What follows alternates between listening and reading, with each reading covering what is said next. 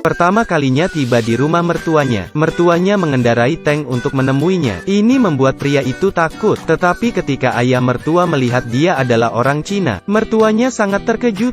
Hayev merasa pria ini tidak layak menjadi menantunya. Dia tidak menyukainya, ingin sekali memakannya. Lihatlah dia seperti dia belum pernah melihat dunia. Meminta pengasuh membawakan sepanci pangsit. Berkata itu makanan tradisional Rusia, tapi ini jelas dari Cina. Bocah itu keberatan.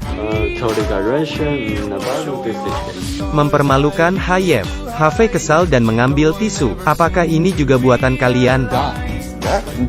Membuat Hafe kesal dan tidak nyaman. Mengejek negaranya, hanya bisa meniru. Setelah makan mereka terus berdebat. Hafe memutuskan akan mempermalukannya. Meminta pelayan membawakan botol besar vodka. Siapa yang jatuh duluan, maka dia kalah. Putrinya tidak senang dan menarik Peng-Peng ke kamar. Tapi dia tidak tahan. Rumah leluhur saya adalah Cina Timur Laut. Tidak pernah kalah di meja anggur. Hafe memulai duluan. 1 gelas 1 tegukan. Katanya rasanya seperti air putih. Peng-Peng kehilangan kesabaran. Dia juga meneguk langsung.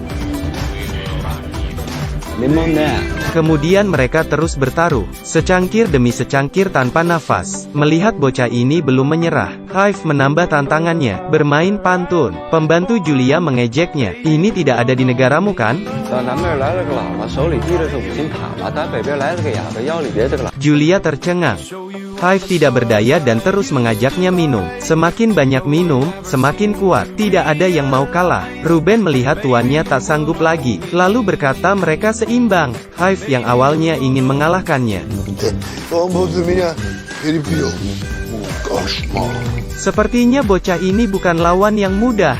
Haif akan bertindak kejam, membawanya ke kamar sauna, memulai tes keduanya, tantangan tahan panas. Begitu dia berjalan di pintu dia terlihat seksi. Haif tidak membiarkannya melepas topinya. Ruben tidak tahan dan meninggalkan mereka berdua. Siapa tahu, Haif menambah tingkat panas. Peng-Peng berkeringat deras. Tentu saja Haif juga tidak tahan. Mereka menahan dengan satu nafas. Peng-Peng kesal, dan menambah suhu panas. Tak lama kemudian, keduanya melarikan diri dari sauna. Mereka dianggap seimbang. Kemudian ujian tahan dingin. Di bawah 40 derajat, keduanya menggigil. Haif meminta Peng-Peng melompat ke air es. Dia berkata begitulah cara mereka berlatih. Peng-Peng mulai takut. Mertua Rusia dengan menantu Cina. Mereka bertaruh nyawa. Mengajak Peng-Peng berdiri di luar suhu minus 40 derajat. Berenang di gua es.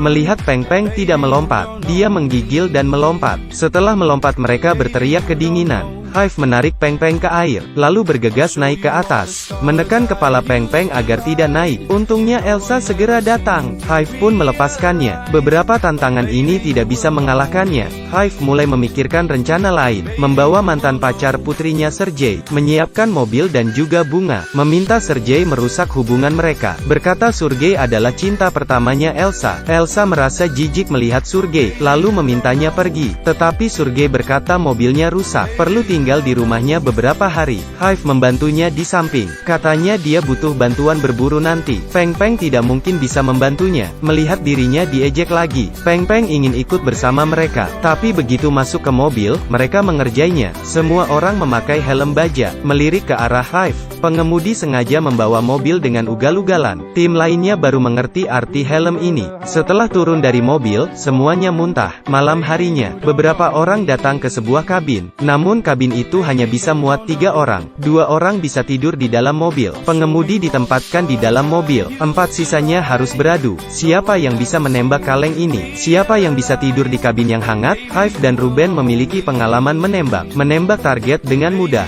Sekarang giliran Sergei. Haif diam-diam mengambil senapan, membantunya menembak. Hanya tersisa Peng-Peng seorang, mengarahkan pistol dan berpose.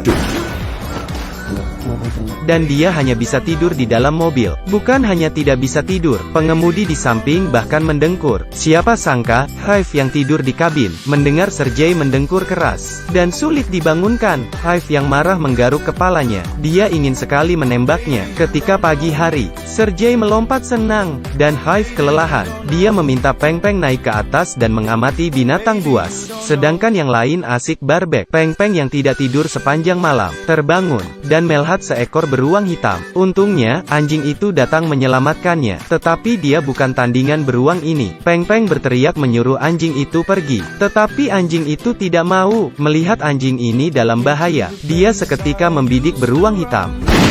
Mereka mendengar suara tembakan, dan mengira Peng Peng bunuh diri. Tapi saat tiba di lokasi, mereka tercengang. Dia berhasil memburu seekor beruang, namun dia menangis. Dia merasa beruang itu sangat kasihan, tapi tidak tega melihat anjing itu ketakutan. Sekali lagi, rencana Hive gagal. Dia memutuskan menyerah, tapi Sergei menemukan sebuah ide. Если не получилось отбить Иру Пенга, следовательно, trik yang bagus untuk menyelamatkan negara. Pria Cina ini pergi ke Rusia untuk melamar Elsa. Ternyata orang Rusia cukup kepo. Пенг, чем занимаетесь? я врач. Бюджетник? Sepertinya Hive berencana mempermalukannya di depan umum. Peng Peng tidak mau kalah, mengangkat gelasnya dan bertanya pada Hive. Dia telah lulus ujian, dan sudah membunuh seekor beruang, telah memenuhi syarat menjadi menantunya. Namun saat itu juga, Hive menatap Sergei. Sergei berdiri, mengajak Peng Peng keluar. Beritahu pria itu bahwa pacarnya sangat genit, selalu membawa pacar baru kembali ketika pergi ke luar negara. Peng Peng hanya ban cadangan. Peng Peng yang marah pun percaya. Selesai makan, Hive mempersiapkan mainan motor, untuk membuktikan bahwa itu dibuat di Cina, dan memilih sebuah motor salju. Elsa ingin duduk di belakang, namun Peng Peng yang kesal mengusirnya. Ayahnya tersenyum, dan meminta putrinya ikut bersama Sergei. Ternyata motor ini cukup hebat. Setelah beberapa tikungan, dia bergegas ke depan. Sergei kesal, ingin mendahului Peng Peng. Tanpa diduga, permukaan es tiba-tiba pecah. Mobil salju jatuh langsung ke air. Melihat Sergei naik ke atas, dia langsung melompat ke air. Ternyata Elsa tidak jatuh.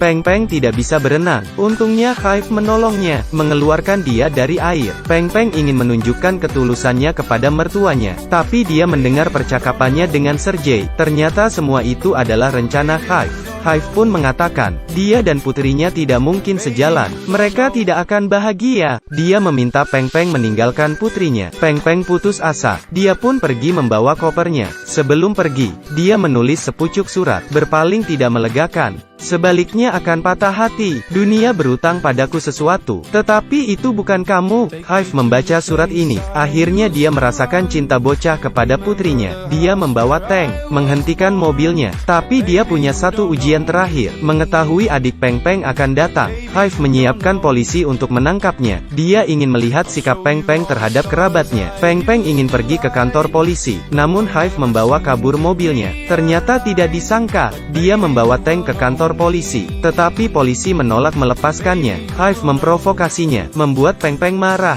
naik ke tank dan ingin menembak. Tembakan diarahkan langit, membuat semua orang bingung. Melihat dia sangat menyayangi keluarganya, Hive akhirnya mengakuinya. Bocah itu juga menjadi menantu dari negara Rusia, bertemu dengan mertua yang sangat keras. Bisakah Anda berhasil lulus ujian?